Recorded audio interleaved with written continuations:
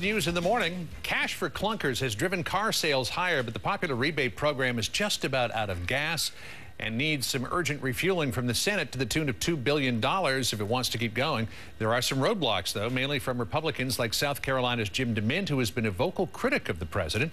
Senator Jim DeMint joins us this morning from Capitol Hill. Senator DeMint, it's good to see you this morning. Good morning, John. You called this program, quote, an example of the stupidity coming out of Washington now. However, during the month of July, Ford saw its best sales in 2 years, sales up 2.3%. Car dealers are moving inventory now. People are trading in inefficient gas guzzlers for more fuel-efficient vehicles. Some people might say, where's the stupidity in that program? Well, they're trying to micromanage the economy here. They told us, okay, we need $1 billion. We'd have this program through November. Within 1 week, it was broke. Now they're back for $2 billion more. We have no idea what the program is done.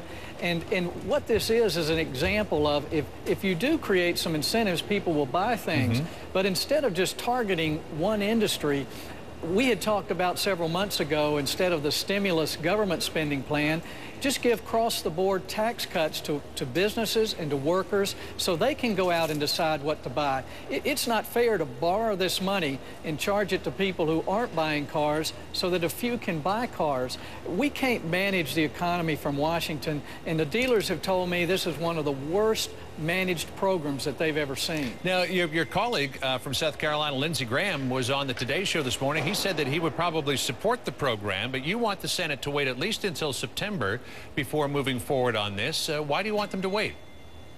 Well, we didn't even read the bill when it came through the first time. They attached it to an emergency war spending bill, and now we don't even know what happened and how the $1 billion got spent, and they want $2 billion more. This is borrowed money we're going to charge to our children, and we need to just slow down this Congress and this president and stop spending and borrowing money. We can't manage the whole economy. Most of these cars would have been off the road anyway. The dealers tell me the sales were down for a couple of months waiting for this program. They'll go down once it's over. We're not selling any cars that wouldn't have been sold anyway. Well, we're at a point, though, Senator, where the economy is just starting to show maybe the first earliest signs of recovery, and if you can, put a little bit of fire under it by, getting car sales up again through a program like this, is that a bad thing for the economy? Well, it's not a bad thing to encourage the economy to work, but for the federal government to be trying to pick winners and losers, what about appliance dealers and TV manufacturers and heat pumps? All of these relate to efficiency. There are a lot of products and services in our economy, and we at the federal level should not be borrowing money to help one industry. Again, I believe these cars would have sold anyway. The month-to-month sales for cars have gone up most through this year already, and all we're doing is just creating a bump in car sales in a few months.